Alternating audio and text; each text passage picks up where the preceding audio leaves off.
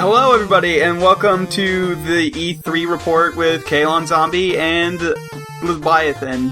Yeah, the Lesbiathan. Today, we are sponsored by High C. Drink Ecto Cooler, available in stores now. That is one of the... That was the joke I was gonna make, goddammit! That is one of the many lies we will be telling, much like how E3 just fucking lied all day, fucking, like, we're recording this the day after the conferences, and, so, like, for the last 2 days, we have just been shoveled lies, and I am super jaded right now. I mean, it ended on a strong note. I guess we'll get there, but the Sony conference was actually, like, one of the better ones, and I took notes, and the Sony conference has the least notes because it was just trailer after trailer after trailer. Yeah, but we'll get to that. Yeah. We're gonna cover them in order, and the first one that went, was EA. EA, technically not a part of E3 anymore. Yeah, technically. They did their own thing, but they sort of scheduled it around E3, and they made sure that they weren't treading on anybody's feet, and it was the same day E3 started, so fuck it. It was E3. Yeah, it's E3. And it's even listed on this, official, semi-official schedule I found as part of E3, so yeah. Fucking, come on, guys. And let me tell you, oh my god, EA's thing almost put me to sleep. Did you see any of the pre-show? Hold on. No, I didn't. Did you see? I didn't watch any of the pre-show because this was the only one that I watched. I had to watch after the fact. All right.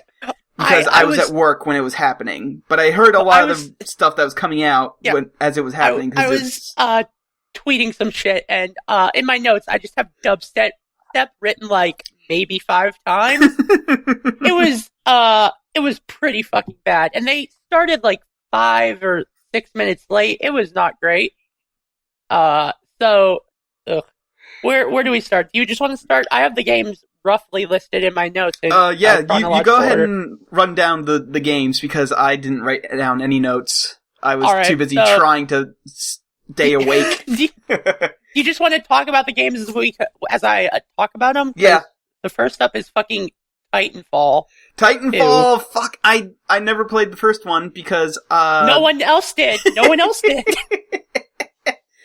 are they making a Titanfall 2? I mean, I guess the game technically looks good. It looks competent, but it doesn't look fun, kind of. Oh, I'm sorry. I got confused with my notes because they fucking talked about Titanfall in the pre-show as much as they talked about it in the EA thing. Actually, technically, first was, the fuck is this? I thought it was Titanfall. I thought they opened up with Titanfall. I'm right. Yep. I'm right. Yeah, I'm right. I'm good. Sorry, It's Titanfall, but with swords. Yeah. That's the selling point. Yeah, and also there's a main story mode, which I don't know. I don't think that's going to be a good addition to it, because I never played the original Titanfall anyway, but it was definitely built as a multiplayer game. Mm-hmm. And this game really is shoving the multiplayer aspect to it. And I'm not saying that a game can't have both single player and multiplayer and have them both be good, because that's certainly not the case. Like, you can definitely do it, but Titanfall definitely is built around being multiplayer, and to just haphazardly shove a story in there, just so that way you can, get the extra bucks from the people who might want to play the story. Well, here's the thing. They fucking hyped it up like it was some sort of oh my god, they have a single-player game. And it's like, I wrote in my notes, wow, a single-player game in the year of our Lord 2016. It's like, it's not that. Fucking Call of Duty does that shit. Yeah. And you know what? And you know what Call of Duty single-player campaigns are? They are essentially 6-hour-long tutorials for multiplayer. They're not great. The stories aren't good. And from what I saw, the fucking robot, you've played Tales from the Borderlands, right? Yes. And there's Loaderbot, right? Yeah. The Titan in fucking Titanfall 2 is literally Loaderbot. Think about it. He does a little thumbs up sign. He's got a little blue light. He's got a nice calming voice. It's things we've already seen. It's not going to be interesting. It's fucking Titanfall. Nope. And then after Titanfall, they talked about football for 20 minutes. Yep. I have Madden with 3 exclamation points, and then I made a note that the crowd was more excited about Madden than fucking Titanfall. And I don't know if you can add this in post, but I would love for you to just start a tally of every time esports or VR is mentioned, because we have our first mention of esports here. Okay. And it's fucking Madden. It's literally the same. Like, if you don't know what fucking Madden is, then what the fuck are you doing listening to an E3 podcast? Yeah, and then here's my first of continuing notes of no one feels excited or like they want to be here, which is an overall theme of the EA one. It's really boring. I don't know. What was after Madden? Because, like, we don't need to talk about Madden. Neither of us are going to play Madden. Who gives a shit? Then they talked for a while about Madden esports, more esports, more esports. I literally have like 3 paragraphs of esports. Mass Effect Andromeda. Oh, Mass Effect Andromeda. Yeah, that was like the one thing I was sort of looking forward to. Yeah, I was. And then they didn't show off any fucking gameplay. Well, I have like, notes here. It was like, where's the gameplay? Where's the gameplay? Where's the gameplay? It was all like stock images from like Google image search or whatever. It was B-roll. Yeah, like I'm legitimately excited about Mass Effect Andromeda, but it was announced like what, 2 years ago? We still haven't seen any fucking gameplay. Well, here's the fucking real kicker. It sounds like a really interesting concept. It sounds like sort of like No Man's Sky meets Mass Effect, and I could get into that. It's like you're setting up a colony and you're going to explore an unknown system, and it sounds like it's far enough removed from Mass Effect 3 that Mass Effect 3 won't fucking affect it. Because I also have here, they were just trying to avoid all mention of the previous Mass Effects. Well, like, see, here's the thing. They're trying to avoid all the previous mention of the previous Mass Effects, but then they're like, here's the Asari, here's some Krogan, here's some other fucking, like, they're saying they have, like, all these new aliens. Show us the new fucking aliens. I was interested to note that the one Asari they showed seemed to have, like, tribal face paint on for some reason. I'm like, I'm very confused. Maybe it's, like, dealing with the fallout from, maybe it's a sniper, and it's, like, the stuff that they put on their eyes to keep the glare out. Maybe they're actually, like, showing what happens when you destroy the only ways to travel around the universe. Maybe. And they've just gone to a tribal society. That would be interesting, so I assume BioWare is not going to do it. Yeah, probably not. And then, after this, they talked about their charities, which, if you were looking at the chat on Twitch, I strongly recommend you don't. There was a lot of, MRAs getting really pissy. Yeah. It is what it is. They also, told us that they were going to release free patches. Can you fucking believe that? Free patches, my goodness. Whoa! We're gonna keep doing what we're gonna keep doing. Please give us applause! And then, I guess we should mention that the EA conference was partway in LA and partway in, London. Yeah, it was partway in LA, partway in London, and all of the London stuff was sports. Yeah, now we're at FIFA, which this is that like also took like 20 fucking minutes. Oh, it took the majority of the conference. Yeah, all my notes are like almost all FIFA, but they cut over to London for this, and the crowd was fucking hyped for it, which makes sense. I mean, Europeans are big. That's because it's football over there. Yeah. Yeah. And for some reason, like my favorite part of the whole FIFA thing was they hired some guy. He was really over enthusiastic explaining his story because he's based off of he's the character from the single player story that the FIFA. What the fuck? Which I told a couple mutual friends, and Ape was like, he was like, oh yeah, it's just that stupid manager or whatever. I was like, no, it's a fucking actual story. It's like, it's your rise to fame and your fall.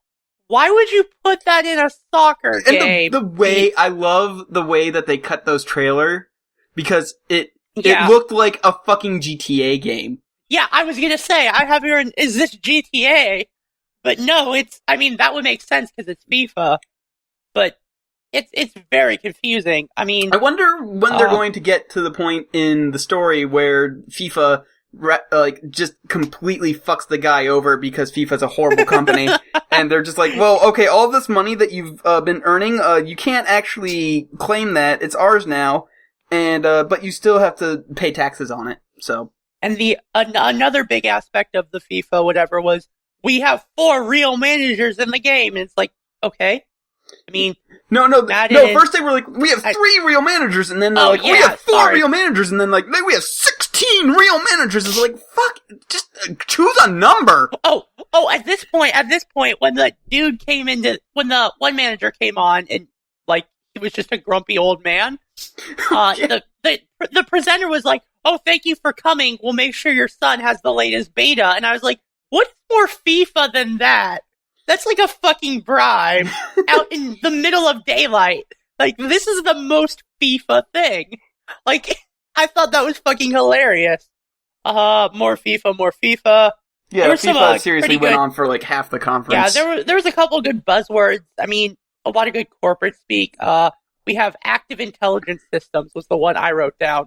Like, your soccer players have active intelligence systems.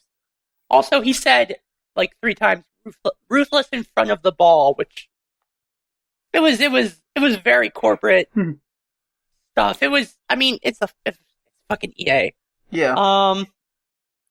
Then we got to the indie games and stuff.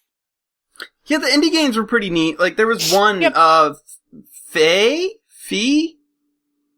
Something? Mm-hmm. Yeah, that was pretty neat. I love the fact that they tried to recreate the magic of last year with the overly nervous, like, indie developer. And this guy was clearly handpicked from, like, all of their other ones. They're like, okay, who is the most nervous of these guys? How can we recreate this genuine moment from last year and have people eat that shit up again? Yeah,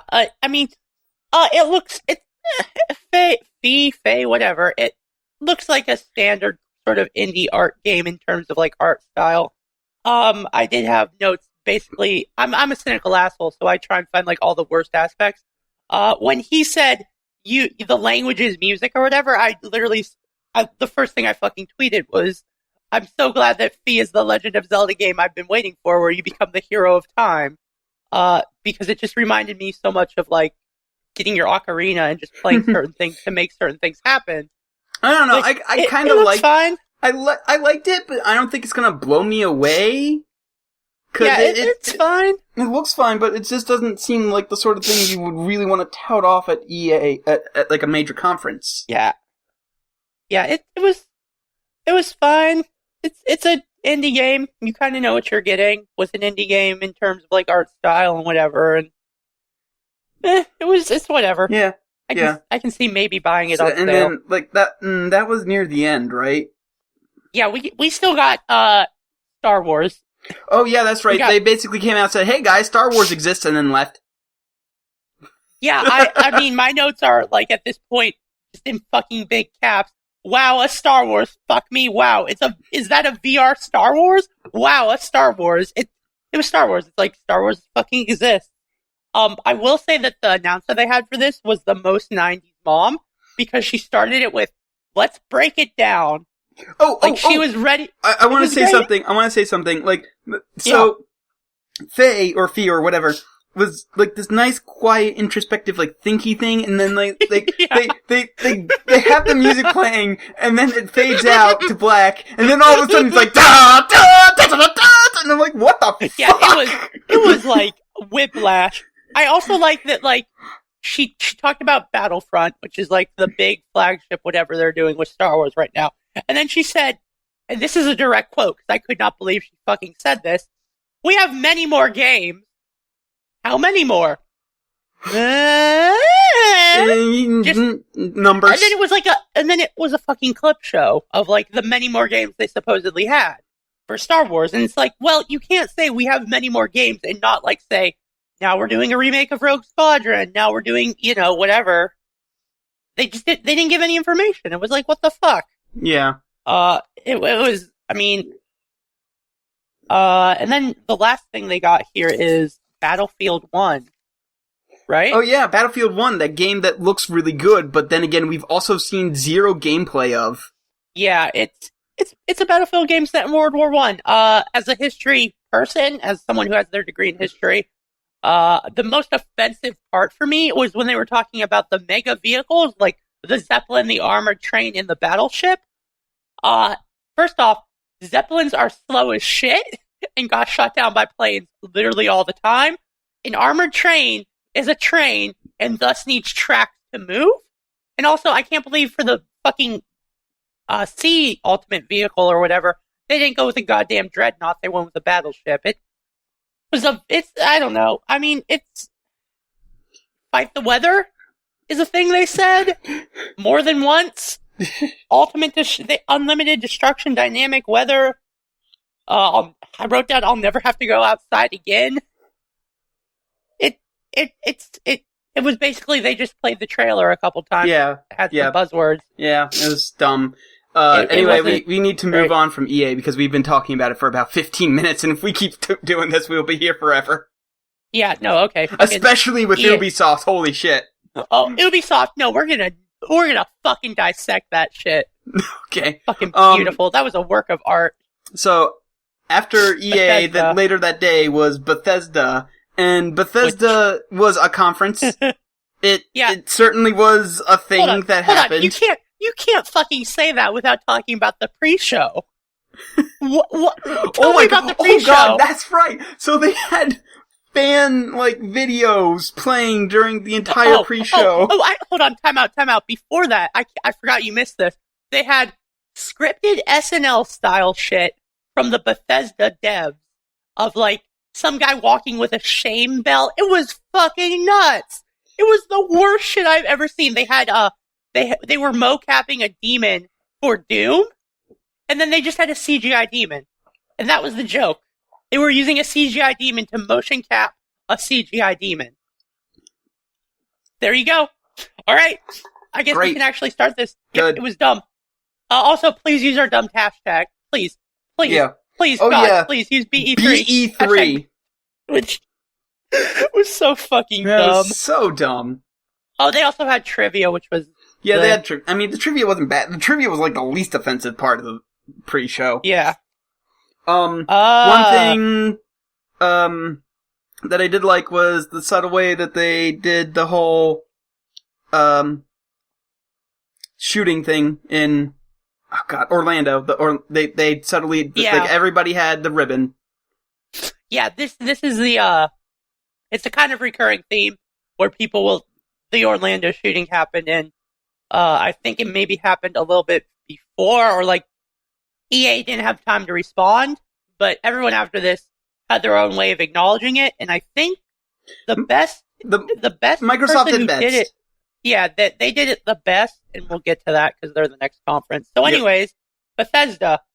Oh yeah, I forgot that Bethesda also had sad Adam Sessler. Oh yes! They had Adam Sessler and Morgan Webb, and it was just the fucking worst. It was watching X play, but with the knowledge that comes with no longer being a stupid teenager and knowing that X play was actually the worst. Yeah, so they fucking talked for a while. Alright, Adam Sessler talked for a goddamn fucking while. Yeah. So I think the first thing, correct me if I'm wrong, because Sessler talked fucking forever. Quake Revival? Oh yeah. That was the first thing they showcased. I don't remember if that was the first thing, but it was one of the first things. They're coming out with a new Quake Arena game. It's not Quake 5. As much as I wanted it to be Quake 5, it's not Quake 5. And it looks fine. They talked about esports a lot and how it's the father I think of I made a joke at some point saying that I would only buy it if Trent Reznor did the music again. Yeah. We should mention that we watched this one together. Yeah, we watched this one together. Yeah, and we also watched a couple other ones. I think we watched Ubisoft and Sony together as well. Ubisoft and Sony. I mean, it's a Quake game. Yeah, it's gonna be it looks like a Quake game. We didn't see any gameplay, but the pre-rendered stuff looked cool. Yeah, and I want to stress again that they fucking were this is the father of esports, and it was guys, this is the first thing you're showing, and it's goddamn. You don't need to talk about esports just yet. Save it for the card game you're going to come up to. By the way, the card game was next, I believe. Yeah, the card game is just basically Hearthstone, but with Elder Scrolls. Yep, that's it. That's it. It comes up a couple times, like, they tease it, and it's like, no one gives a shit. Yeah, and then also, something they pushed really hard was fucking Elder Scrolls Online. They're like, we have 7 million players, and I'm like, really? You 7 million? You want to say that? Yeah, I mean, the big news with that is that console players were getting an expansion that PC players already had for several months. Yeah. Okay? That's it. And then, stuff. I think they also... then they talked about Fallout 4 DLCs. Yeah, they talked about Fallout 4 DLCs, which is cool. But, like, and then they announced that, like, that Elder Scrolls game was going to be, like, a physical card game, or was that them? I don't think so. No, you might be thinking about Gwent. I'm thinking about Gwent, and that is actually cool. That's actually cool, but I thought for some reason that this game was also becoming a physical card game. But no, it was just something that, like, you could sign up for the beta for, or whatever. And it's like, I don't fucking care. I didn't even... Yeah, I see here. I still don't understand Hearthstone. I see that they are including for their card game, they are including a single-player story, which baffles me on so many levels. I don't understand. This seems to be another trend this year of including single-player stories in games that fundamentally do not need them. Titanfall 2 is doing it. Fucking Elder Scrolls card game. There's a bunch of them. FIFA? I think even... Yeah, FIFA. Gwent? I think they actually did talk about... I think Gwent's getting a single-player thing as well. Yeah, and I think there was, like, a talk of maybe, like, a single-player storyline, which, again, Gwent looks fine, but we don't need single-player story stuff. No. It's not the most difficult thing in the fucking world to understand. Then Fallout 4 DLCs. Fallout 4 DLCs, that looks cool. Like, the Nuka world, or, like, Nuka land, or whatever. Yeah, that's a pretty cool concept, but I haven't even played the base game of Fallout 4, so I probably won't get it. Then they did some Fallout Shelter, their mobile game. It's coming to the PC. Oh, yeah, a major update. So I might actually play it for once. Yeah, I might actually play it. I'm not going to put it on my fucking phone. Elder Scrolls 5 Remastered. Fucking hype? That's for some reason that got a lot of applause, and it's like, guys, we like... and they're finally bringing out mods to console gamers. It only took a year. Yep. It's gonna have dynamic snow shaders, is what I wrote. Like, who fucking cares? Like, what? Okay, that got way more excitement than I think the next game, which was we thought they were gonna. So Arcane came to the stage, and we were like, oh, they're the Dishonored guys. It's time for Dishonored 2. Instead, they dropped the bomb that they are doing the new Prey, which, I mean, fucking Skyrim Remastered got more of a pop than fucking fucking new Prey. It's like, fucking what? Like, Skyrim isn't even that good, but Prey, Prey, that preview looked really good. Granted, it was yeah, but my notes are like, this looks really cool. This looks really cool. What kind of new IP? And then it's just like, it's fucking Prey. I was more excited watching it than the people there. Yeah. And I'm very confused. I mean, I think it should be mentioned that the two most exciting things at the Bethesda showcase came from Arcane Studios. Yeah. Basically, give Arcane all of your money. There was some announcement that there was going to be some Doom DLC, but it's all multiplayer stuff. Yeah, you can also get the Doom demo. They're putting up a Doom demo. Oh yeah, it's the first level. Which, everybody should have Doom anyway. Everybody go out and buy Doom right now. Well, I'm in support of more companies putting out demos. This podcast sponsored by id.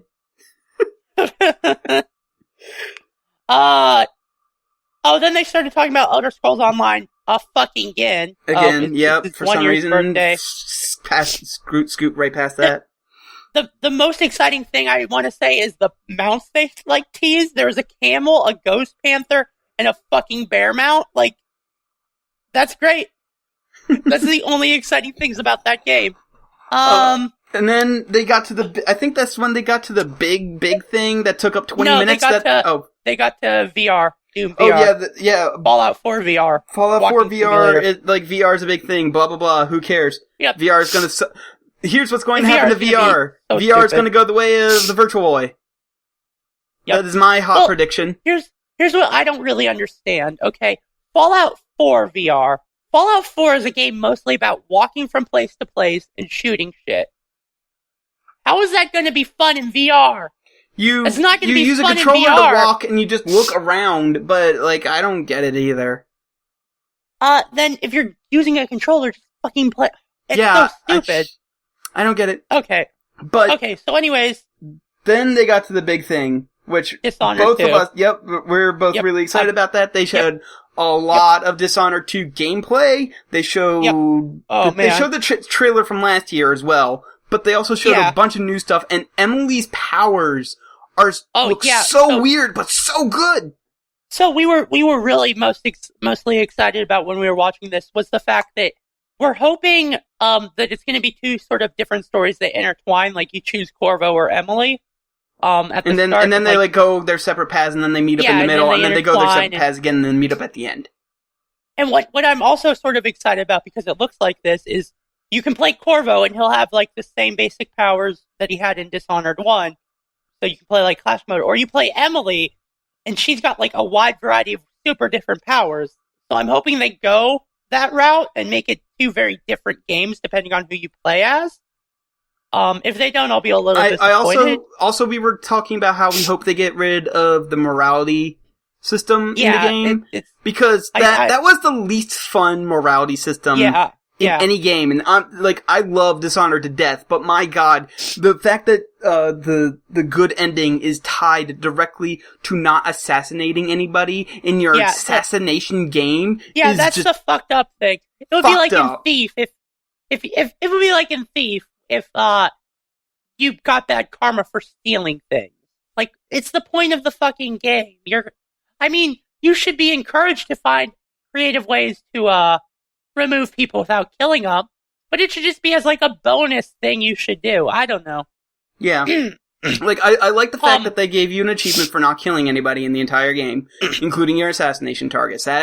That's a good thing to work towards. If you're working, if it's a trophy or achievement or something, I have no problem with it. But don't actively tie the good ending to not killing anybody. Stupid. Fallout 4 got it right, and I'm hoping where they just don't have karma anymore. So I'm hoping maybe Arcane takes a page from Bethesda's book. Yeah. I will say that the Dishonored 2 stuff got me so excited. I went on my Steam immediately after this and installed Dishonored.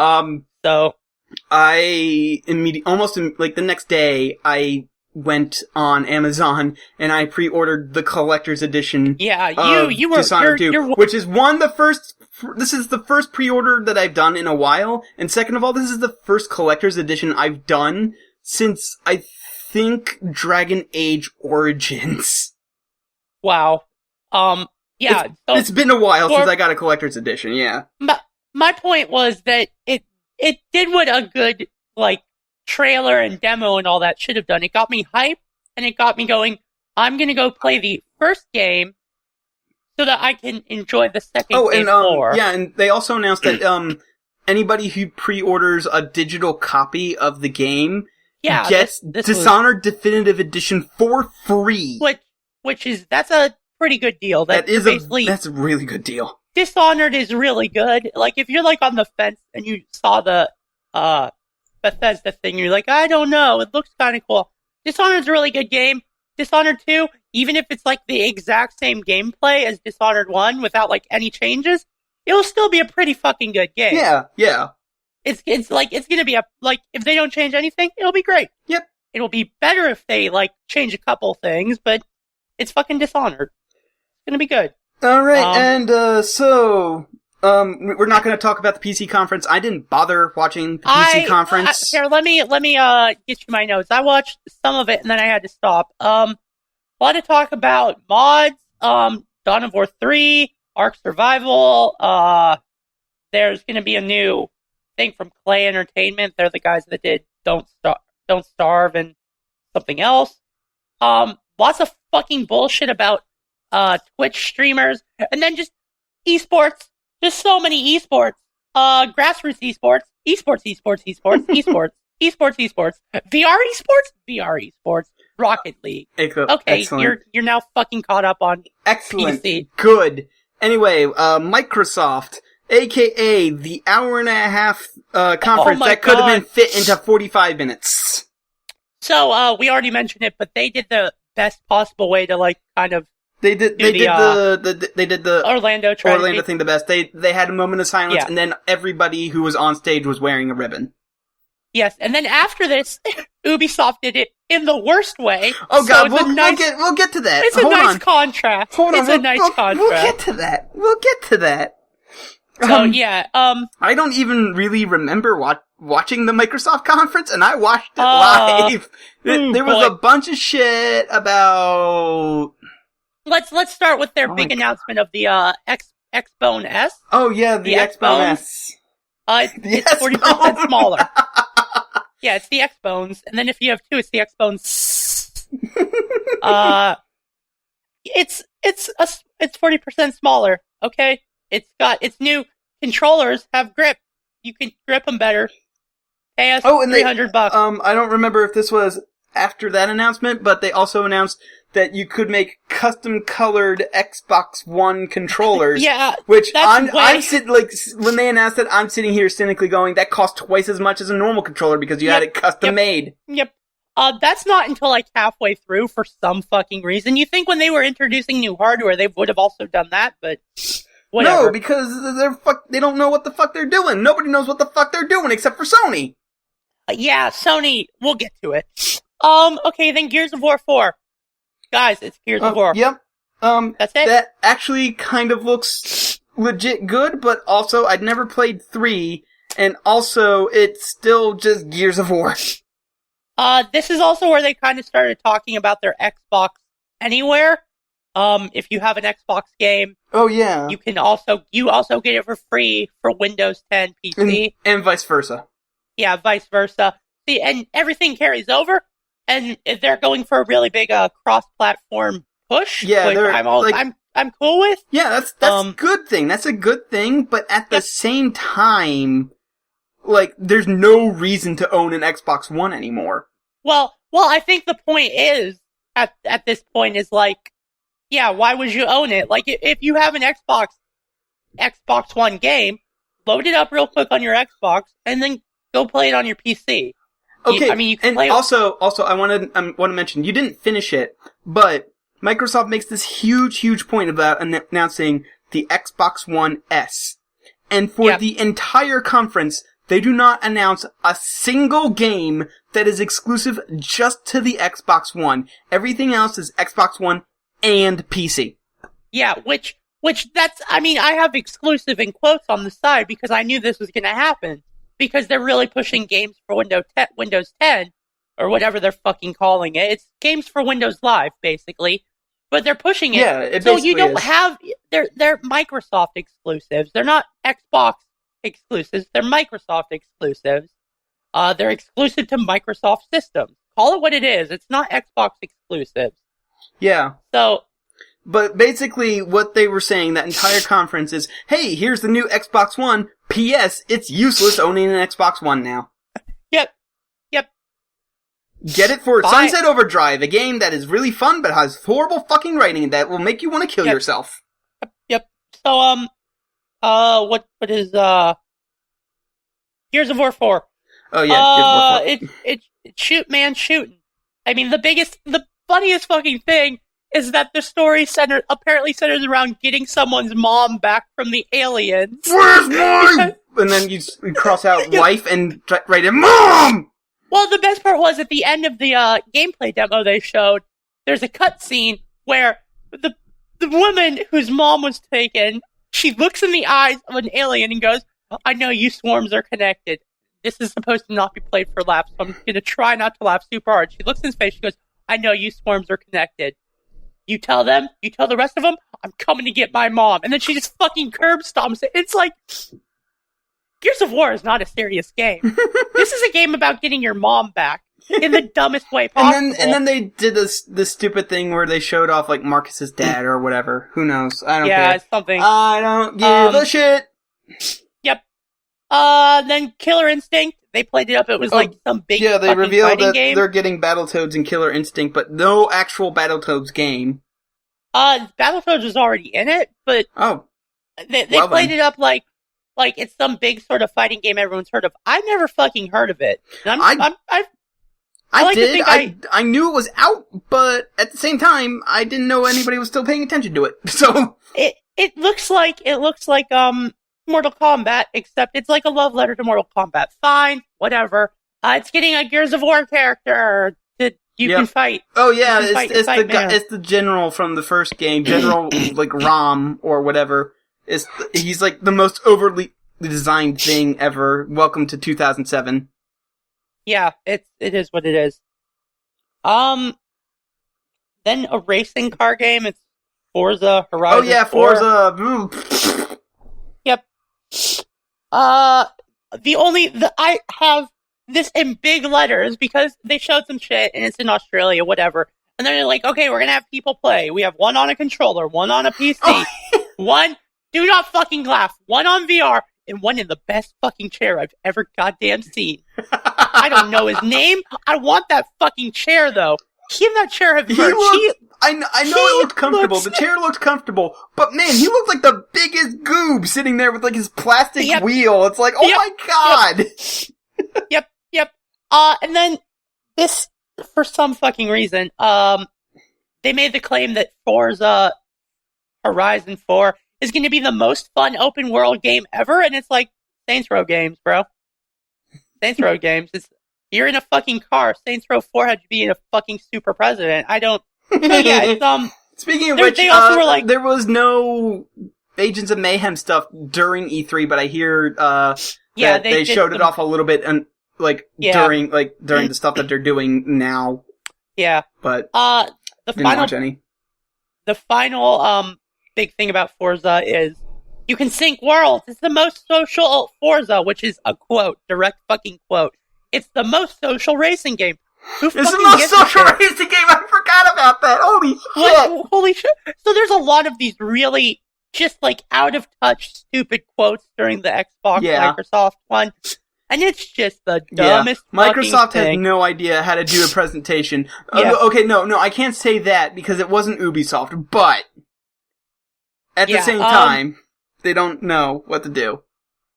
So then, they showed off ReCore, which looks like ReCore looks good! Yeah, it looks good. It looks like a little indie game. You have some, robot I don't think it is an indie game. I think it's like really? I think it's a new AAA people, but... But you have a lot of robot buddies. I wrote in big letters, Return of Blade Wolf, because there was a doggy, and that made me really excited. Did they give a release date? Because I have no release date written down. I think they did, but I don't remember what it is. Yeah, so I think it's sometime. I think it's sometime 2017, like early 2017. Yeah, it looks good. It looks sort of like I don't know, Diablo-ish, third person, kind of not over the shoulder, but like RTS stuff. Looks good. A little bit of Zelda maybe thrown in there for good measure. I don't have a whole lot to say about it. Do you? No, except for the fact that it looks good and makes me like that's like one of the few things that makes me happy to own an Xbox One. Yeah, I mean, I guess it should go without saying, but if something's really good, we probably won't talk about it too much unless it's Sony and they fucking did everything right. Yeah. Final Fantasy 15.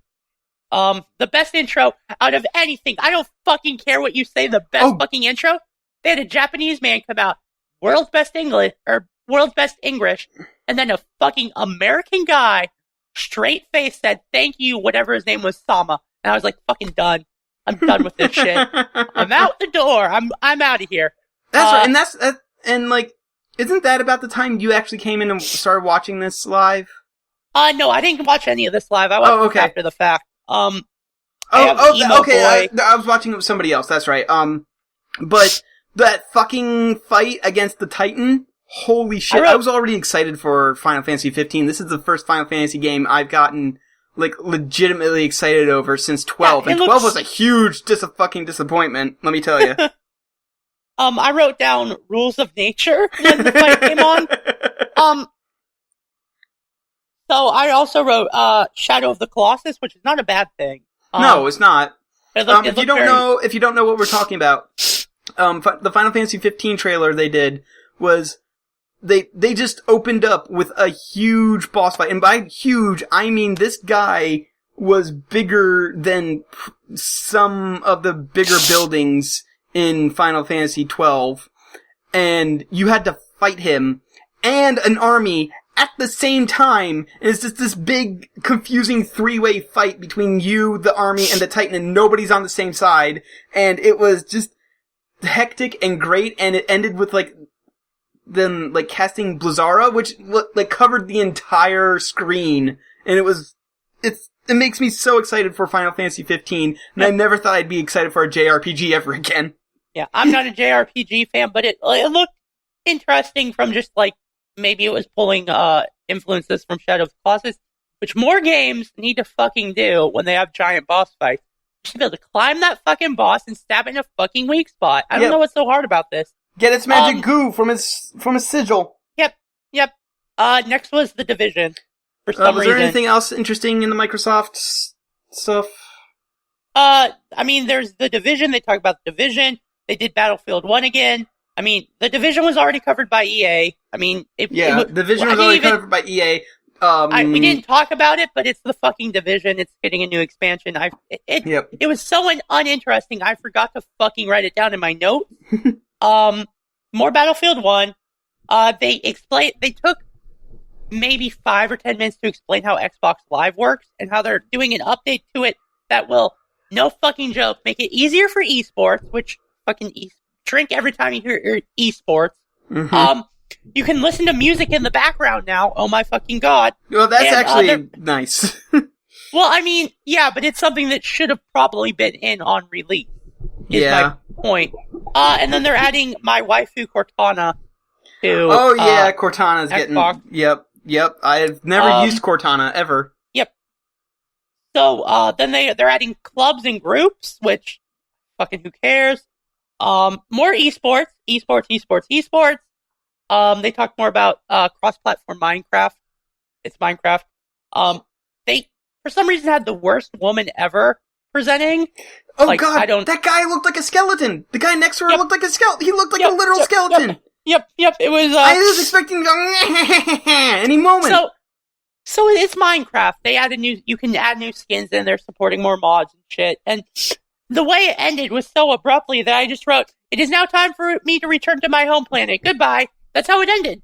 That's how it fucking ended. It was basically just okay, bye. And then they just fucking walked away. There's no okay, well, thank you for, whatever. They were just okay, we're done. Bye.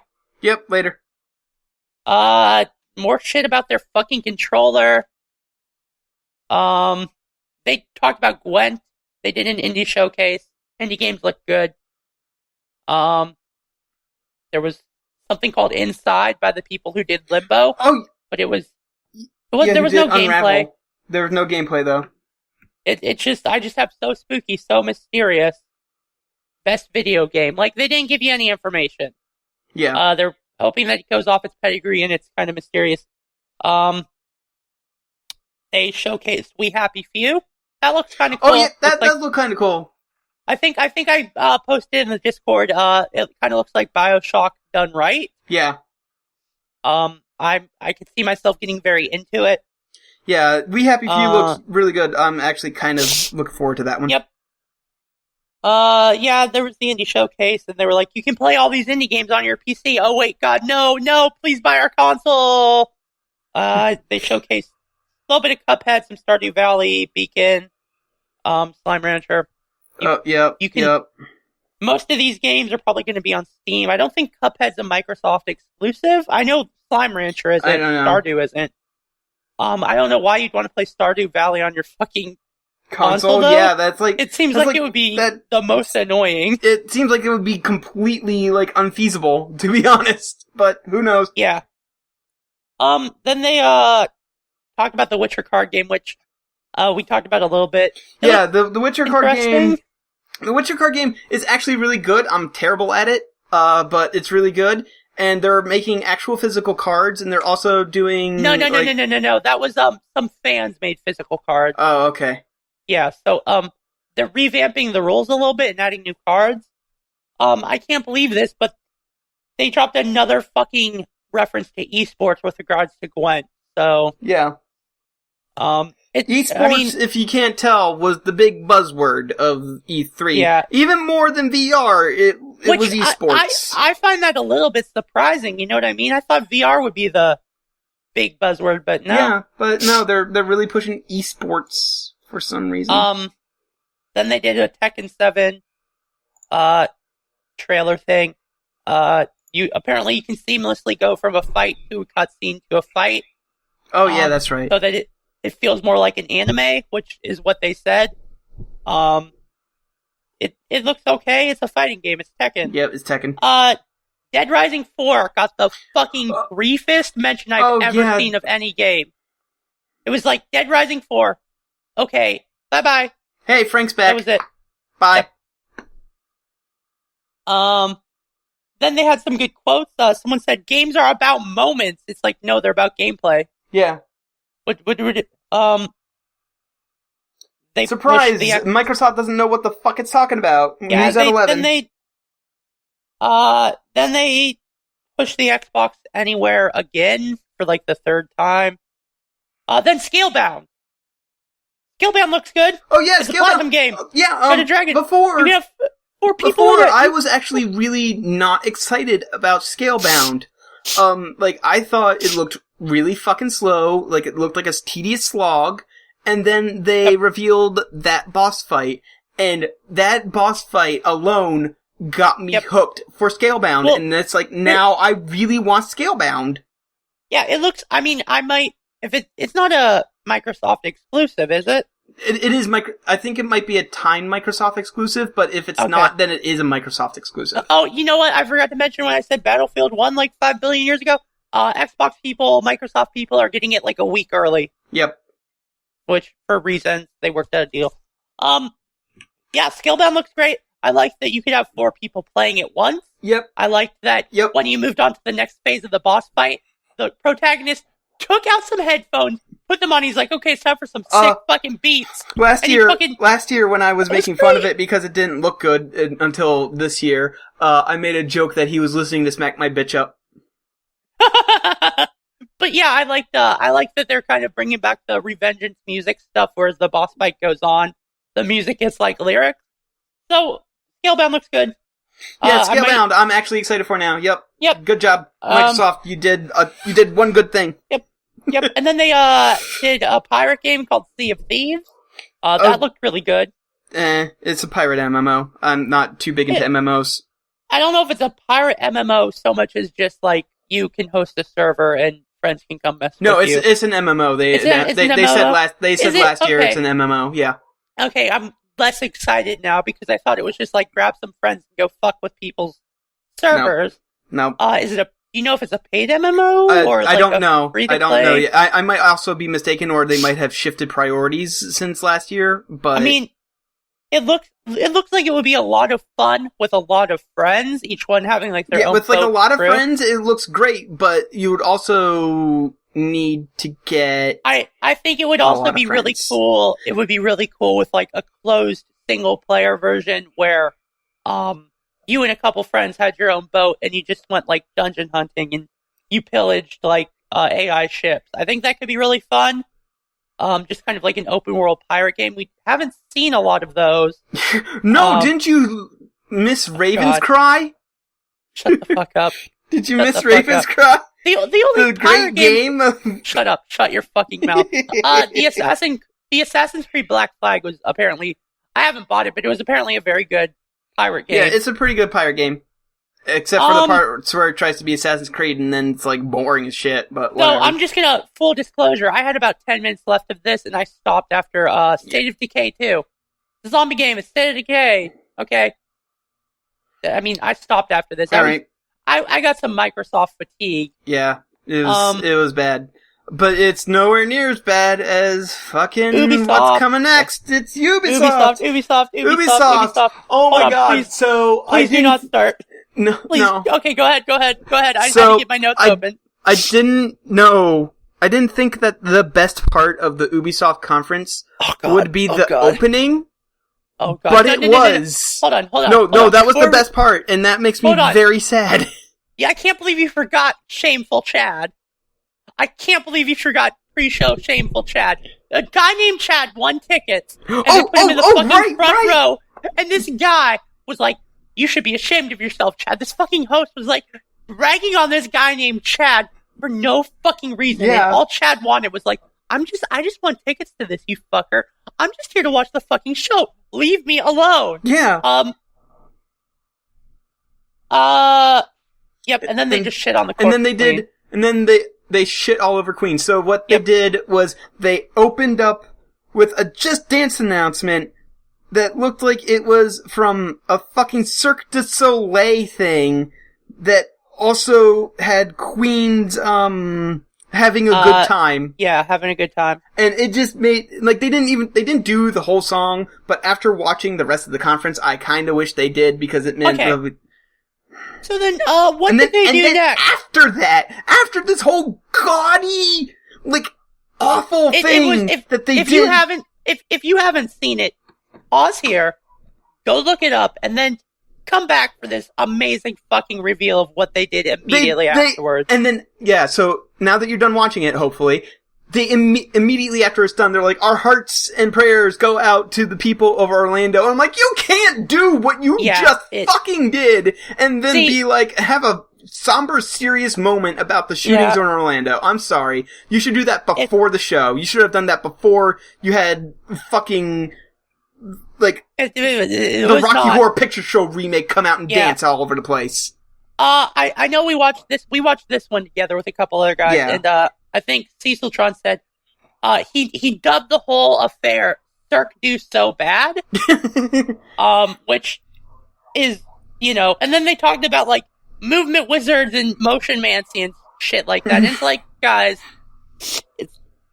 it's fucking Just Dance. Like they're like, we're really stretching our creative muscles for Just Dance. It's like, it's fucking Just Dance. It's Just Dance. UBISOFT. You just dance. It's right in the title. All you're doing is dancing. Like, oh my god. So then there was. Sorry, I forget what I was going to say now. Oh god, I forget. I had it. Well, if you get it, back, let me know. Then they started with the actual game. And then they spent fucking 20 minutes on this fake ass. Like, so they have a new game coming out. It's basically Metal Gear Solid 5, but shootmans. It's called Ghost Recon Wildlands, and if you watch the supposed gameplay they did, which, by the way, if you loved Ubisoft's fake ass players talking to each other shtick, you're gonna fucking love Ghost Recon Wildlands. Oh my god! Because let me tell you, no players like that talk in real life. Multiplayer games. When in multiplayer games, when you fucking talk to each other, you're not having goddamn like tactical conversations. You're making fun of each other. You're taking the piss out of each other, and then you're screwing each other over because that's what you do. That's what you do. There's no way you get anything accomplished.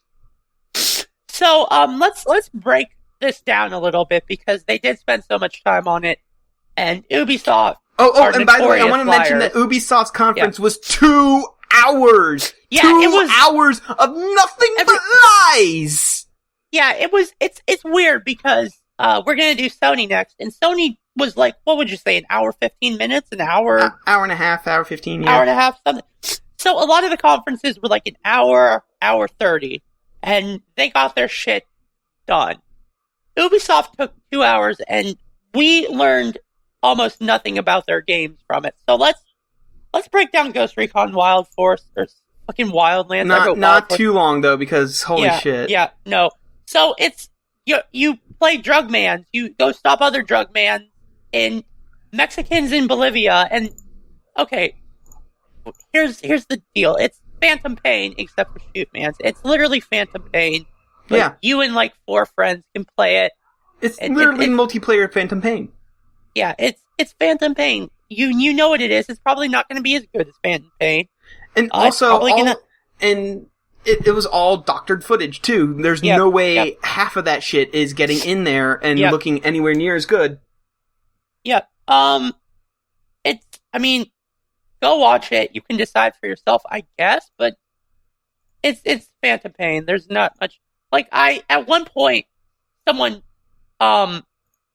did something and I thought they were going to Fulton balloon someone away. Because I thought it was fucking Metal Gear Solid 5. Yep. It is what it is. Up next is South Park, The Fractured Butthole. Okay, so I want to bring this up. Trey Parker and Matt Stone are terrible people. Scum. They are homophobic. They are transphobic. They are racist, and they are the only people in the entire Ubisoft conference that did not wear the rainbow badges. Yeah, they're not good people. They're not good people, and they talked about the fractured butthole for 20 fucking minutes. Yeah, so it's South Park, the stick of truth, but with superheroes. Here's what really gets me. I'm a big superhero fan. I love superheroes. I love comics. I love all that shit. And if this was not a South Park game, I would probably have pre-ordered it by now, because it looks like you can create your own superhero, you can mix and match powers, and you can make your own outfit and shit. That's all shit I want to see in a single player game. Like, no joke, I've talked on end to everyone in the Discord about, like, wouldn't it be great if there was something like Saints Row, except it was like a serious take on superheroes. You build your own superhero and you just go fucking nuts. And, like, you make your own nemesis, whatever. Yep. But it's South Park. I mean, there was maybe, like, one joke I laughed at in the whole thing when they were, like, outlining the plot of the game, and it's like, they're trying to make $8 billion or something. Yeah, they were trying to make like $100 billion or something like that. And so they had like 40 movies in 3 phases. Yeah, and then they were like, and then at one point, one of the characters was like, okay, it's a civil war now. And they just split up, and one of the characters is like, I didn't think civil war was until phase 3 of the plan. And that had me cracking up, because one of the insults they were slinging is like, Cartman called the person who started the civil war, he's like, have fun, DC. Yeah. And it's like, those were, again, if this was not a South Park game, I would be on board for it. Yeah. And I also liked the little detail of Cartman's, alternate costumes in the background. Yep. That was cute. There's so many, so many things, that I liked about what I saw. And the thing is, it will be a good game, because I have the stick of truth, and that is, from a gameplay perspective, a very good game. It's Paper Mario, but there's nothing wrong with Paper Mario. So, what I might end up doing is, when it goes on sale for, like, a really low price, like $4. I might pick it up. Yeah, I might pick it up if it gets low enough. But I'm not gonna pre-order it just because I fucking hate South Park. Yeah, don't... don't pre-order it. Don't pre-order it. Don't support this game at all. I would even suggest, like, buying it even super cheap, but... Yeah. The thing is, it looks like a good game, but we both hate South Park. Yeah, and that's the problem. That's the big problem here, and they spent 20 minutes on it, when really all they needed was a trailer. Yeah, they brought Matt Stone and Trey Parker out to talk about it, and, it's South Park, you know what you're getting, but it's still, like, really scummy to have those guys on stage. They weren't wearing the badge, and I'm not saying you have to wear the badge, but kind of with their history. But they're the only ones that weren't wearing the badge, too. Yeah, and, maybe they just didn't have time, or they didn't have enough badges. Maybe. But when you combine it with their history, it's very problematic, and it just felt kind of, like, out of place. And I want to move away from their disgustingness and move on to the rest of the conference, which was an hour and a half long, because at this point, we've had 3 things, and it's taken half an hour. Yep, The Division, it's getting an expansion. They made the claim that it broke records for something. I made the joke it broke records for the longest quest retrieval longest real life line in the video game. Yep. And then they ended it with a trailer no one cares about. No one was excited about. It's the fucking Division. No one's playing the Division, because what they showed last E3 is not what we got. which is a running theme for not Bethesda, for Ubisoft. It's kind of a running theme for Bethesda too, but Bethesda's nowhere near as bad.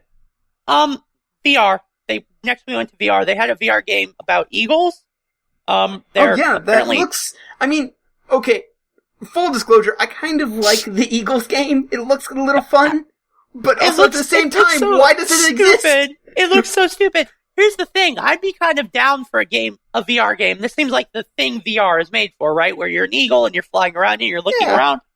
But why do we need to have a competitive mode? And why do the eagles shoot magic missiles? Why do the eagles have... It's a video game. It's so silly. And then and I think you said that, it's scripted. Like, one team's gonna lose, the other team's gonna lose. It's gonna go in and be tied because the rabbit that they had to retrieve was on top of the Eiffel Tower. So yeah, and I'm pretty sure at that point it wasn't scripted anymore. But they were like, okay, one team has to win one thing, and then the other team has to win the other one, so that way we can see the rabbit on top of the Eiffel Tower that's there for some reason. If you're drinking for esports, drink again, because this was like Eagle Esports. Eagle Esports was somewhat talked Eagle about Sports. into that. Yep. Fuck you. Then they did more VR, and this was maybe the more interesting to me, at least. Star Trek VR. Oh yeah, they had 3 or 4 Star Trek guys coming on. Yep. And at first I thought it was Will Wheaton, but apparently Will Wheaton has too much credit to show up at an Ubisoft thing. So they got LeVar Burton, the chick who plays Heaven of Nine, and somebody from the new Star Wars movie coming out, or Star Trek movie coming out. Yeah. It's Star Trek Bridge Crew. I would suggest, though, maybe if you want to support an indie development team and get the same thing, except it's not restricted to VR, go look up Artemis Bridge Simulator. It's been doing this exact same thing for several years longer. And it's cheap, and you can buy it and support an indie team. It's really fun, and you don't need to fucking buy a VR headset. Yeah, that costs $300-$400, something like that. Actually, no, more. I think the Oculus costs $600. Yeah, I'm just gonna say, with Artemis Bridge Simulator, you could get on Skype or Discord or Mumble with all your friends, give them a copy, which is completely allowed, by the way. The team said as long as you're sharing it so people can play, go ahead. And you can just play over Skype or whatever, and it's fun, it's fine. You can also be in a room. Basically what I'm saying is don't give Ubisoft money if you can help it. Yeah, pretty much. What else did they talk about? Some indie games. Grow Home 2 called Grow Up. That's... Oh, fuck, and then the fucking best... Grow Home is whatever. Who fucking cares? The fucking best intro of anything. Fucking wrestling. It's fucking Blood Dragon. Oh, right!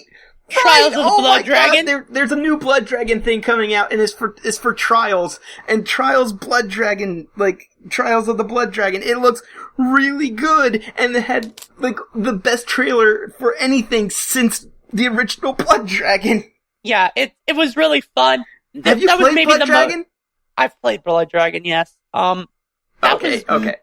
That moment was maybe the most pumped up, hype, fun moment of the whole Ubisoft conference. Because it didn't take it so fucking seriously. Yeah, they came out and the creators of it came out in matching tracksuits to wrestling music. They had a fog machine, and the trailer for it was 80s, 90s action figures, that kind of era stuff. They came out, they grasped hands they were they grasped hands like they were in fucking Predator. They're yeah, they pumped it, and then they were done. They were okay, this thing is coming out, we made it, we also made Blood Dragon, okay, bye. Yeah. It was good, quick it to was the really point. Good. Then they talked about saying, and you know what, the best thing about that was when I was, when we were watching that, I was saying, this is really giving me Blood Dragon vibes, and then it came out as the Trials of the Blood Dragon. I'm like, whoa! Yeah, you guessed it. That explains why it was giving me Blood Dragon vibes. So yeah, that was really fun and really good. I don't know if necessarily I'm gonna buy it, or I be probably won't, because I've never played Trials. Yeah, I might get it. I might get it, though. Trials seems like Happy Wheels, except for Ubisoft. So, then for some fucking reason, at our game conference, they decided to talk about the Assassin's Creed movie. Oh yeah, the Assassin's Creed movie, which looks really bad. Please pronounce it. Hold on, we're gonna get the correct definition here. It's pronounced Assassin's Creed. Oh, okay. Assassin's Creed. Ask Cree. Ask High Noon. Ask High Noon. A joke for no one. Yeah, so they... What, are you kidding? A joke for no one? Really? Nobody's listening to this has ever played Overwatch? Well, they don't know that you thought McCree was called High Noon for the longest but I gotta time. for weeks until 4 days ago, I thought that Cree's name was High Noon. Which I heard that the VA for McCree plays Overwatch, and he will say High Noon at random points and freak people the fuck out, which is beautiful and wonderful. Yep. More people need to do that. So yeah, the Ask Creed movie, they talked about it for maybe the longest time, it felt like. In this conference of really long things, it felt the longest, but it wasn't the longest. Yeah, no one cared. No one one wants to hear about your movie at E3. Well, nobody wants to hear about the movie at the EA thing either. Yeah. They also talked about, they talked to the director Michael Fassbender. And he was like, I love making movies, I love telling stories, or... Sorry, not Michael Fassbender, he's the star of it. He played Magneto. Fucking whoever, some dude, who fucking cares? Yeah, and he's like, I love telling stories, and then it's like, really, why are you doing Assassin's Creed then? Because he's getting paid a lot of money. Yeah. I kind of want to skip to the last thing so that we can talk about the big elephant in the room, Watch Dogs 2 last. Even though, for some reason, Watch Dogs 2 was not the thing they ended on. They ended on a skiing game, But I mean, do you want to go in chronological order? I feel like let's just talk about Watch Dogs 2, because holy shit, I could not be less interested in Watch Dogs 2. Oh my god. I feel like on the top of this, it's about like a millennial teen in San Francisco hacking shit and like doing judo flips and shooting guns. So it's Watch Dogs. But there's this weird, like, removed thing where his stated profession is being an actor or some shit. And he's like judo flipping people, he's shooting guns, he's hacking, and it's like, Ubisoft, have you ever heard of cognitive dissonance? Ubisoft, what are you doing? It just feels really stupid. I was saying the entire time, like, the best that this game can do for Watch Dogs, for me personally, is get me back in a non-state of caring about Watch Dogs. Because right now, I have active hate towards the brand. Hate. The only thing they can do is get me back to the point where, like, okay, I won't even pay attention to Watch Dogs 3 until it comes out. Because that's what happened with Watch Dogs 1. I didn't even know Watch Dogs existed until, like, 3 days before the game came out. Yeah. Because everybody was getting so hyped over it, and then it came out and everybody fucking hated it. So, yeah, we were making jokes, like, see those puppies there? You can't pet them because they're cut. But, like, the fact is, a lot of the stuff that was shown in the E3 is gonna be cut. Yeah, all of it. That's Ubisoft's way. Like, I feel like... It's Ubisoft's thing. They show this amazing looking game, and then when it comes out, half the shit is gone. And the UI has gone through completely radical changes for the worse. Probably the only thing that is not going to be completely cut is South Park. And you know what I just realized we forgot to talk about? And we can just slot this in after Watch Dogs. For Honor and, GM Grandpa. Oh yeah, For Honor. GM, yep, we'll talk about this after Watch Dogs, because it actually made me somewhat excited. And I feel like we need to talk about it after something that is just a steaming pile of shit. So, here's the fucked up thing about Watch Dogs 2, and you kind of went to, like, get dinner or something, like, halfway through the Watch Dogs 2 stuff, and at first it looked like maybe they got the message of, like, we don't want our hackers to have guns. Here is Republic. Here is a game that does the exact same thing Watch Dogs wanted to do, except there's not guns, right?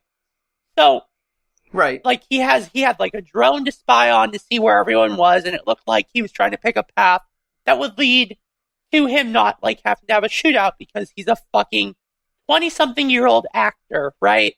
Yeah. So it looks like, okay, cool. Maybe they got the message. I can live. So I was gone. In this game. I was gone maybe a total of 5 to 7 minutes. So in that time, they got excited over it, and then as I was coming back, they were in a huge gunfight. Yep, they just had a gunfight.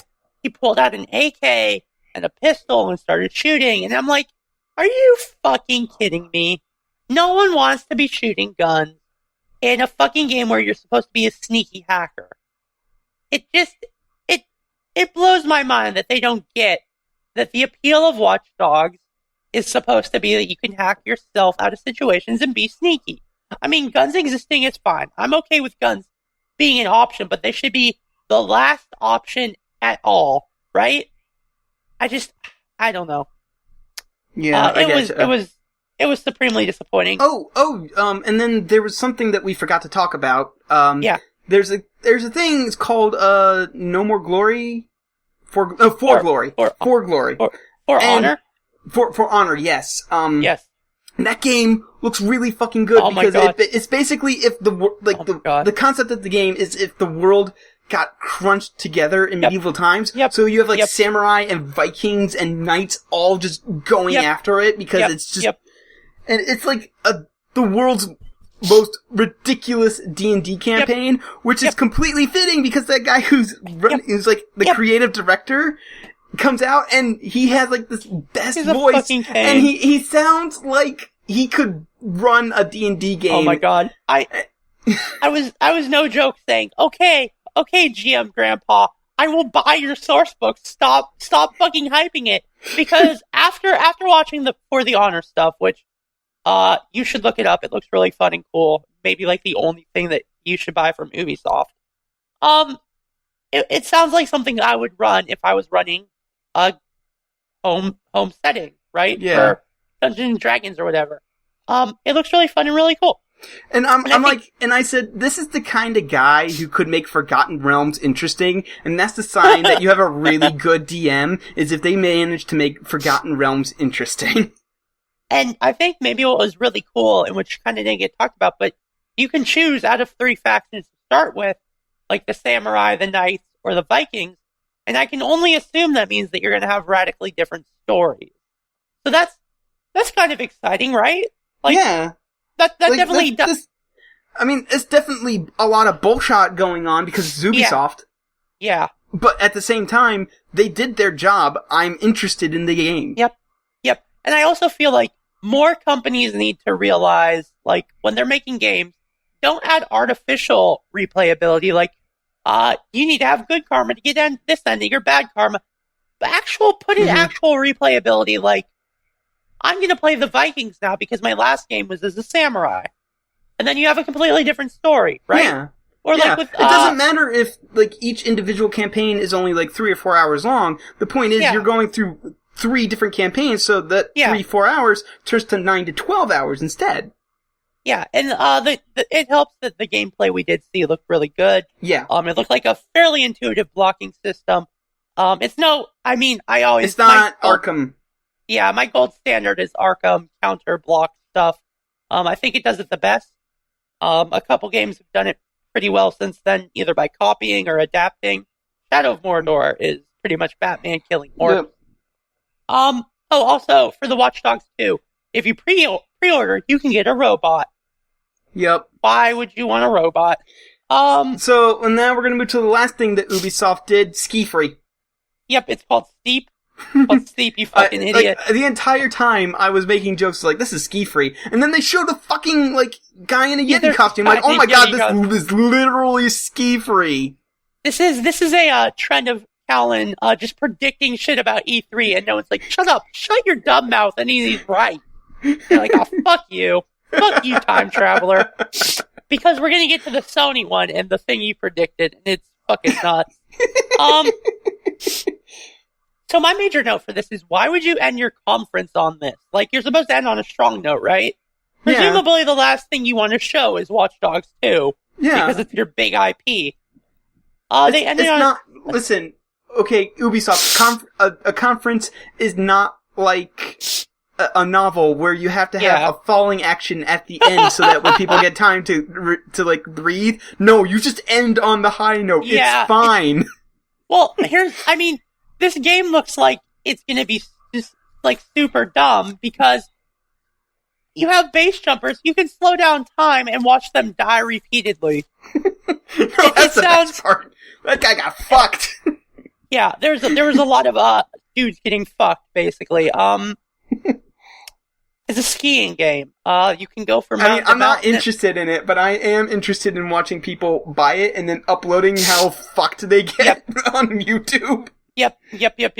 I'm hoping for some Skate 3 style videos from Felix Snake, where you're just like going through the mountain and then you pop out in the air and you have to paraglide down. Anyway, it's skiing. There's not much more we can say about it. So, we're moving on to the last thing because we're not covering Nintendo because Nintendo had like a 5-hour long thing that neither of us watched. Which I worked until like 5:30, so fuck off. I was busy playing Witcher 3 all day. Yeah, and I'm not watching a 5-hour thing with my own free time. Sony fucking nailed it. Yep. They were. It's like the 4th year in a row they were easily the best conference. Yep. So let's start from the beginning because this is actually probably going to be the fastest one to go through because it was such a joy to watch, right? Yeah. They started out with a full fucking orchestra, and we're like, "Oh my fucking god, Sony, what are you doing?" And it goes on a little bit too long, but I think that might have been the point because it leads in to what you guessed. I can't. No, it wasn't. It was Ape. It was Ape who guessed it. Yeah, it was Ape who originally guessed it. God of fucking War. Yeah, it was God of War. It's not God of War 4. It's just called God of War, but it is essentially God of War 4 because it is Kratos. Yep. He has a beard now. I approve. Yep. He is a dad. Again, I approve. He's a Norse dad. He looks. There's some major combat overhauls. He now has an axe. He doesn't have like the fucking chain things. It looks. It's all Norse mythology based. Yeah. You can throw the axe and then it comes back to you. Yeah. So all the changes make sense. It looks like within the narrative. It looks like Kratos. You can fist fight. You can punch undead to death. It's great. Yep. It looks like Kratos moved up north after he literally killed all the Greek gods. Spoilers. Kratos kills all the Greek gods. He moved up north, and it looks like he's training his Norse son to kill the Norse gods, is what it looks like is going to happen. Yeah, so what we've predicted what's going to happen is that that Kratos is going to be the tutorial, and then they're going to go to the sun, and then you're going to play the rest of the game as the sun. Yeah, I kind of hope it's not that. I kind of hope not either, but at the same time, I would not be surprised if they did it. So, I'm not a big God of War fan. I don't know if you are, Callan, but I'm not a big God of War fan. But this kind of made me excited. Sony does this to me every fucking year. I'll watch them and I'll be like, God damn it, I gotta get a fucking PS4. Or I gotta get a PS3. I gotta get a TV and I gotta get a PS3 or PS4. Because these games look fucking sick. Yeah. I never thought I'd say that about a God of War game because God of War does not interest me. But this looked like they said, that Witcher game is doing pretty good. Maybe we could incorporate some shit from that. Okay. Now, it looks good. Oh, and also another thing I want to point out is I think all of the shit that they announced, I think is PS4 exclusive.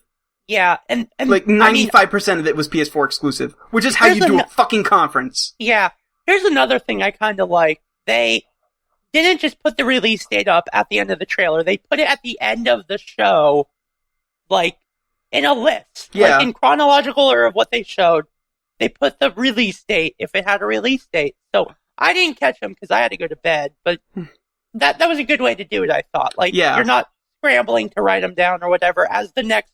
Because Sony's method was, here's a trailer, here's another fucking trailer. Here's another trailer. Here's another trailer. Here's a little bit part where we're going to talk for like 2 minutes, and then here's another 5 trailers. 3 times. 3 times was when Sony had a rep on stage talking. 3 times. It was really short, they pushed the really concise. VR, they pushed something else, we'll get to it, and then it was like, but like, so like you literally would not have time to write down the release date or whatever, or like look it up on your phone, so they stuck it at the end, which really fucking good.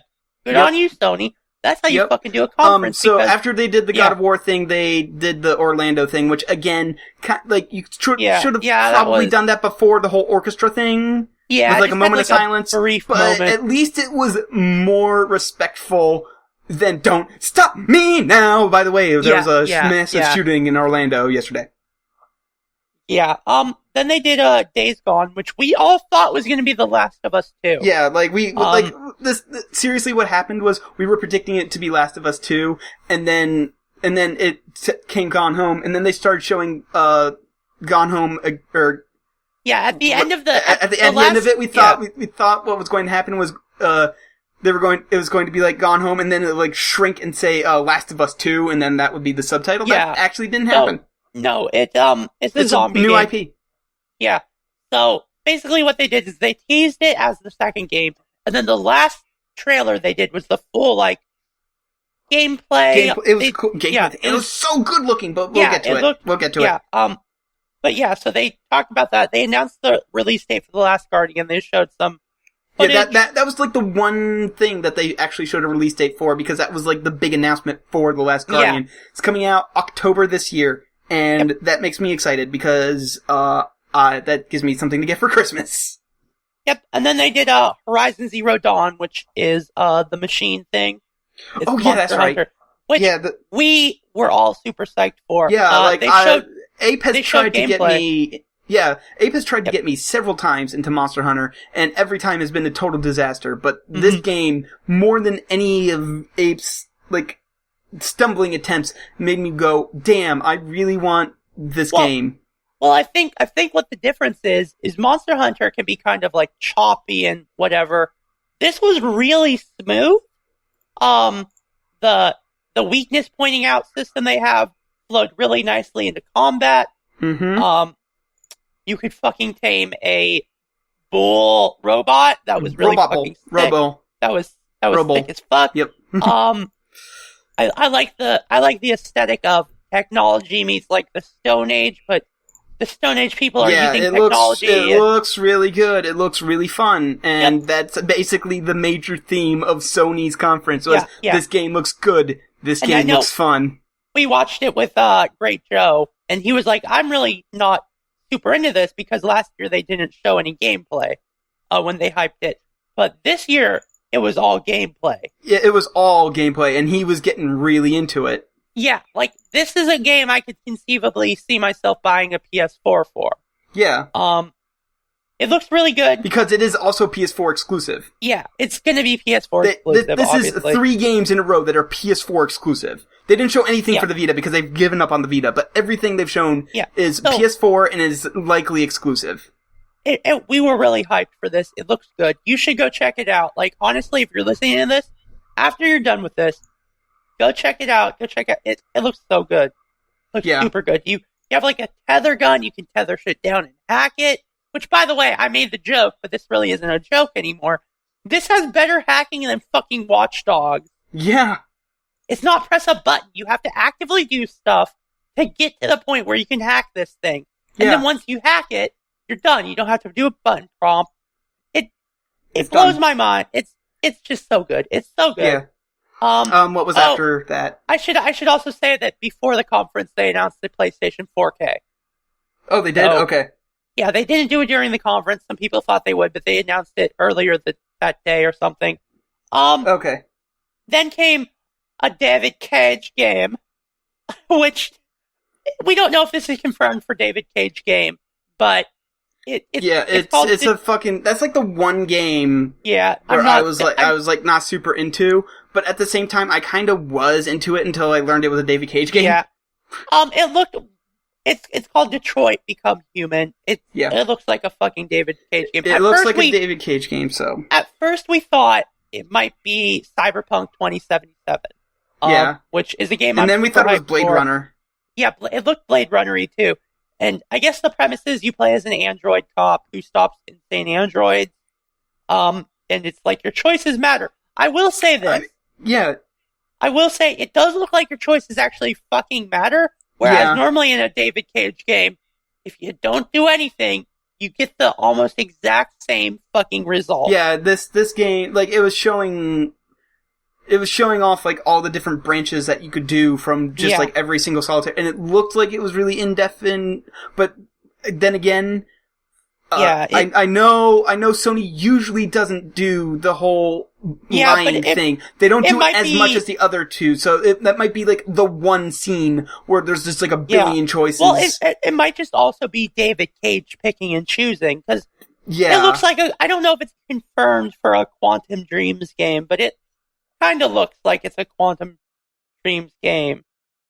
I don't know. Basically, I'm going to sit on it. I'm going to wait. I'm going to hear reviews. And if it's a David Cage game, I'm just going to lose all interest immediately. Yeah. It looks like, I mean, I could search it right now and find out, but I'm not going to. Yeah. It looks like, whatever. I mean, if you were in, it's quick time events. It looks like sort of like an investigative game, and then you have quick time events. Yep. To answer. I mean, it might just be, a walking around game. I don't know. They talked about VR, Resident Evil 7, which we all thought nobody was got it. Fucking PT or some shit. We were like, did they fucking get Kojima to make them a game? What the fuck is going on? Like, I want to travel back to 2010 and tell myself in 2010, Raiden is cool, Dante is not, and Resident Evil is scarier than Silent Hill. Yeah, it's gonna be on VR, by the way. 2010 will be like, what the fuck are you on? Yeah, Resident Evil 7 is gonna be on VR. I'm not sure I'm okay with that choice, but... I don't think it's exclusively on VR. They said it's VR enhanced, but that doesn't necessarily mean VR exclusive. It looks incredibly like PT.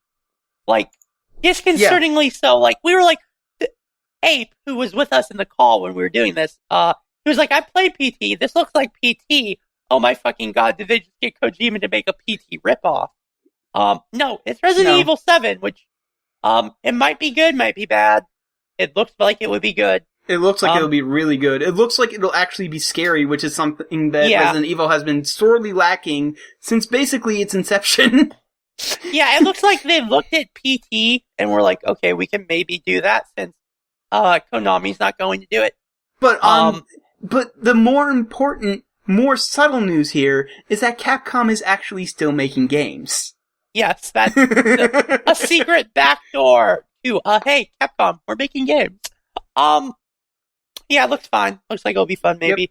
Yep. Then they talked about some VR bullshit that they're getting their own headset. It's gonna be to be fair, that was the big thing, is that their VR is actually way cheaper than any other VR out there. Yeah, but the drawback is you kind of need to buy a PS4 to use it. Yeah. Right? Yeah, I think so. But it's still, I think, in the long run, probably cheaper than other VR options, which need a computer or a TV. Yeah. So then, we thought the next game was, Red Faction VR. It's, actually, and then, wasn't Red Faction, so we guessed The Lost Planet. It's called Farpoint. It's a VR game. Yeah, it looks like, that looks good. That is VR exclusive. Yeah, I think. The subtitle was Survivors Keep Moving. It looks cool. The games we guessed were good games, so that should kind of tell you that maybe this looked like a good game. Like, not that I've played Lost Planet. I should get that. I've played a little bit of Lost Planet back when it came out. It's fine. It's good. I don't have any complaints. Okay. Farpoint sounds like it will just be sort of like Lost Planet. I can live with that. Yeah. Star Wars VR, Battle. Yeah, Star Wars VR, like, Cecil was getting really excited that it might have been, X-Wing versus TIE Fighter again, and it's like, no, and as soon as he said that, I was like, no, this is just shit for Battlefront, dude, come on. And it was. Yeah, it's a single VR mission, X-Wing VR mission for Battlefront. Yep. A single VR mission, so like, that's like trash garbage. Throw it out, we just have to have the obligatory VR shit. Then they did Batman VR, which... Yeah, that I don't see how that's going to work, but okay. They also had the great fucking hashtag wear the cow. Speaking of which, we forgot to talk about Ubisoft's hashtag, and specifically Ubisoft's logo for it looks like they fucking straight ripped off the electronics boutique symbol. Yep. They just removed a line from the B to make it a 3, and there you go. Yep. fucking dumb. Anyway, back to Sony. Final Fantasy 15, they showed that, but it's going to have VR, so you can play as Prompto. You can play as Prompto! Which... I was really hoping for some Prompto gameplay, because Prompto just has the best and stupidest name ever, and it's great. That's the only reason. Yeah, what's really cool is to show that you could use VR. They had one of the characters wear a VR headset. It was Prompto. He it zoomed out and he looks straight at the camera and grins while wearing the VR headset, and he nods his head, and then it goes back to the VR point of view, and I'm like, that's so good because it's so hokey. It shows him again, and he's got like a thumbs up. It's like, okay, so that's cute and adorable. I liked it. That's probably the best way to show that you're going to enable VR for a game. Have a cheesy trailer of the guy wearing the VR headset. Call of Duty Infinite War. We weren't sure. We weren't sure what this is because at first it looked really complex, and it featured like jumping from planet to planet. And I really thought COD Infinite War was like stuck on a single like colony. You're still on Earth, yeah, or something. It looked cool. It looks cool, but it's also Call of Duty, so the single player is going to be garbage, and the online multiplayer is going to be Call of Duty. I mean, it looked cool because it had space battles, and you could jump out of your ship, magnetically lock yourself onto some debris, and shoot around with a fucking grappling hook. Oh, and then grapple a dude and rip off his breathing mask, which is rude. But that's fucking sick as shit, right? Yeah. It almost makes me want to get it, but then I played Advanced Warfare, which also I was excited for because it was like, holy shit, like Call of Duty's actually moving to the future, which is cool. And then it just turned out to be a huge disappointment. So yeah, I'd say probably wait for reviews, but like I could see myself enjoying some multiplayer ripping face masks off. Like, you don't get a lot of space games that let you fight in space and like use the gravity of the situation, right?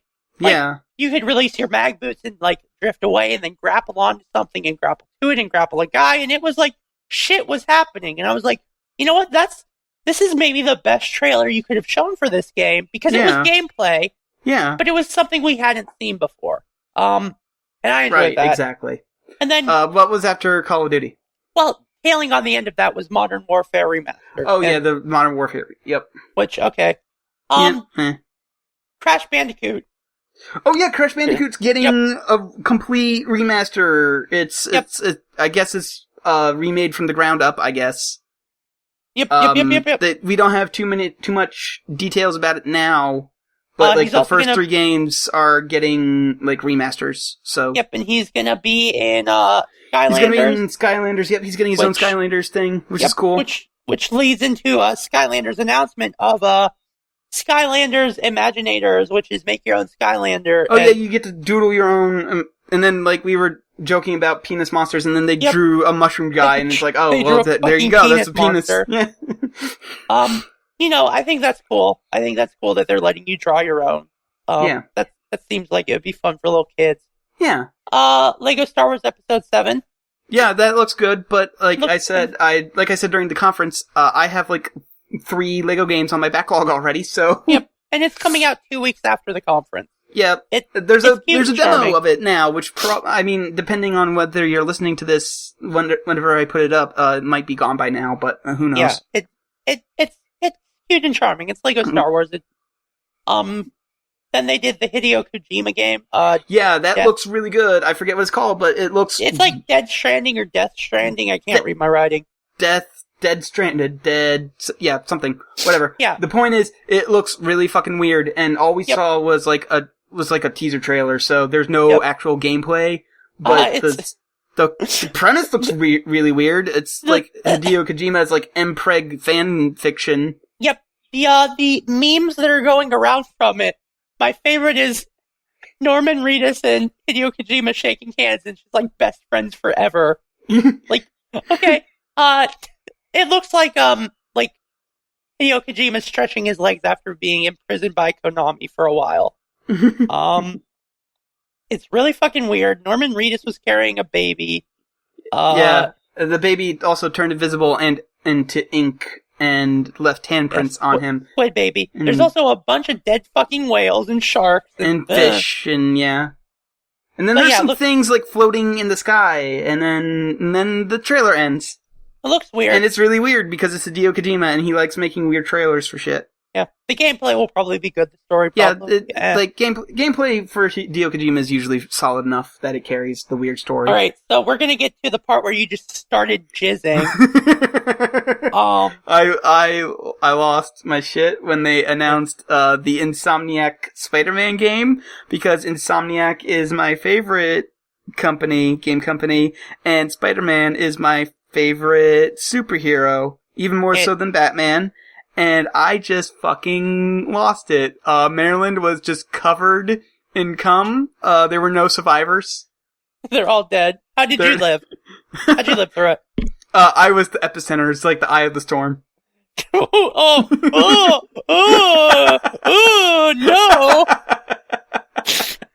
Yeah, it looks like, oh god. It looks like maybe, god damn it. It looks like maybe the first good Spider-Man game in a while.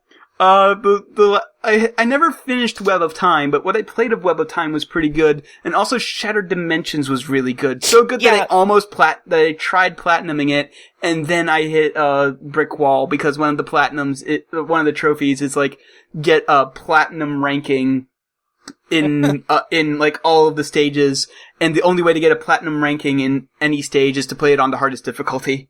And I was like, no, fuck that. So yeah, it looks like it's gonna be fun. Is Insomniac the ones what games have Insomniac made? Ratchet and Clank? Oh. Yeah, why do you think I was losing my shit? Oh, it's just Spider-Man finally comes to Ratchet and Clank, okay. I don't fucking play Ratchet and Clank. I do not give a shit about Ratchet and Clank. You are history's greatest monster. Yes, fucking whatever. Yeah, it looks good. I don't think we saw any gameplay. It was mostly cutscenes, right? Yeah, it was a teaser trailer. Like, usually the way those things work is if they're just announcing it, then it's usually a teaser trailer, and then some gameplay will be shown next year. Oh, I'm mildly excited for it. Yeah. Looks like it'll be. And then the final thing was the extended portion of Days Gone. Yeah, Days Gone. And like, it looks so good. I've never seen so many zombies moving at once. Yeah, that was really cool. That was insane. Yeah. That dude shot an exploding barrel, killed 40 zombies, and that didn't even make a dent. Yeah. I really liked also, like, when too many zombies came over this rickety bridge, it just fucking collapsed. Yeah, it started collapsing, and that was really cool. And then, like, he's running and, like, and shooting a gun, and, like, he's killing all these zombies, and they just don't give a shit. And, like, there's no end to them. And then, like, he finally reaches, like, the end, and, like, all the zombies are dead, and then it, like, pans out, and then there's just, like, a million more swarming from every direction, and that guy's fucked. Yeah, he basically blocked himself in. They're climbing up the side of the silo. They're coming across the bridge. They're swarming into the barn. And he's like, fucked. And it was really, really... And I think it should be mentioned that this was all gameplay. Him shooting and shit, that was gameplay. Yeah, that was gameplay. And that makes me really excited. Yeah. Like, if that's not bullshot, which, I mean, Sony usually doesn't do that. Mm-hmm. If that's not bullshot, that's going to be a fucking insane game, and I'm looking forward to it, and I don't look forward to zombie games anymore. They announced Dead Rising 4, and I was sleeping. Yeah, well, to be fair, it was announced in the most low-key way ever. It was just the fucking, okay, we already talked about it, but, it looks cool, looks good. I feel like it should be pointed out that Days Gone is made by the same people who made Bubsy 3D, so I can only expect that. That's right. Holy I expected the collectibles in that game. Yep, the collectibles in that game are going to be Bubsy bobbleheads. I assume. All right. I hope. I fucking hope. All right. But so that's it. If you had, so this is the final segment. If you had to rate the conferences worst to best. Worst to best. Ooh. Worst to best. You go first. Mine would be Ubisoft, EA, Microsoft, Bethesda, and then like 3 streets down where it says best is Sony. Alright, see, I would argue that EA's was the worst because it was so boring and just it was Did awful. you forget that Ubisoft was 2 hours of almost nothing? Hold on. Ubisoft at least had something in the beginning to get your attention, right? Okay. So I would say like two tiny percentage points above EA is Ubisoft. So EA, Ubisoft, Microsoft is just shit garbage. And then, Sony. Obviously the best. Sony's the best. Yeah, so Sony, like I said, for the 4th year running, Sony just stole the show because apparently they're the only ones who get that we're here for video games? Yep. As weird as that seems. Sony is also the only one that did not mention esports. Not even a single fucking word about esports. They mentioned VR in passing, and then they showed a couple cool games that they'll be doing VR with. What I liked is they were like, let us show you Resident Evil VR enabled. Okay, because we have a thing that says VR enabled, we obviously have to talk about our VR thing. Okay, we're going to talk about it.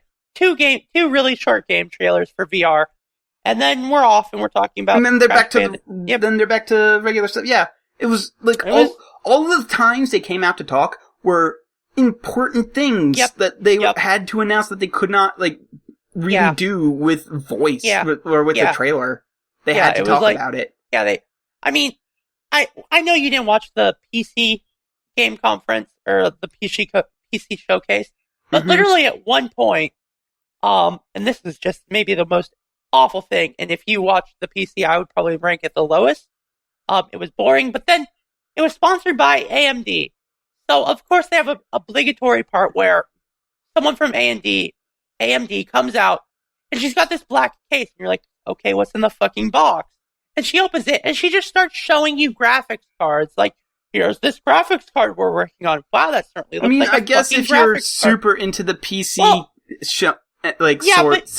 But it was just like, here's a graphics card. Here's all the information. It's like, it's a fucking graphics card. Why do you need to show it to us? Why can't you just say, here's the specs, here's a fucking PowerPoint slide about them? Yep. It was the lamest, most boring thing, and it was not good. Other than that, Sony is the best. Yeah, Sony's the best.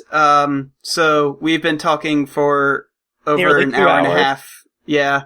So, again, we were sponsored by High C Drink Ecto Cooler, available in stores now. God damn it. And we're also sponsored by Sony. Sony, we're definitely sponsored by Sony. Sony was the best. Sony, please send the check to my address now. Thank you. Hey, hold on. No. You also need to send half of that to me. God damn it. You also owe me $1.50. Oh, yeah, that's right. For that. So I'm just going to start reading that story now, and then, Okay. Yeah, go ahead and do that. No. No, Are you serious? Yeah, go ahead. Read it. This was commissioned by Callan for $1. It's Empire State Building / Chrysler Building. The Space Needle peering on in jealousy was all he stipulated.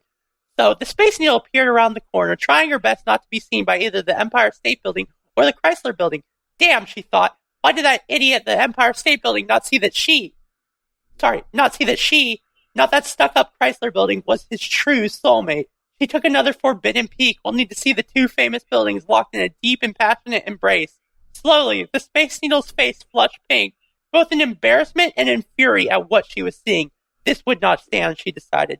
Loudly, as if she was just walking home and had come upon the two's forbidden union, she turned the corner. Oh my goodness, she cried, doing her best to seem surprised. Empire State Building Senpai and Chrysler Building Sama. The two buildings turned to look at the Space Needle. No one can know of our love, said the Empire State Building darkly. There's only one solution, agreed the Chrysler Building, nodding her head. What are you talking about? An increasingly alarmed Space Needle asked, backing away quickly. 2 days later, the Leaning Tower of Pisa lurched drunkenly towards the scene of the crime. A bottle of wine held carelessly in his hand. What do we got? He slurred. St. Paul's Cathedral looked upon the clearly hammered building with disapproval. Murder, she said, trying to keep the frown out of her voice. Now is not the time for an intervention with the world-renowned detective. The ME hasn't had a chance to take a look, but I was about to flip her over and see if we couldn't find some ID. The Leaning Tower waved his free hand impatiently, indicating that his subordinate should get on with it. Sighing, she did. Walt's got a driver's license, St. Paul's Cathedral said finally, after going through the dead girl's pockets. Oh shit. It says she's the Space Needle. Fuck, grunted the Leaning Tower of Pisa. Of the Seattle Space Needles? The very same, confirmed the cathedral. Ah, fuck, it's about to get political. Give me $1. No, seriously, give me $1 and say 2 things. I will write /fiction about them. I do not promise. I promise it will start out /fiction. But if it ends in a fucking murder mystery, that's just my style, okay? You better keep all this in. I better get many commissions. No. Good. Good. Okay, well, thanks for listening, everybody. I'm glad we had that little bonus at the end. Bye. Bye.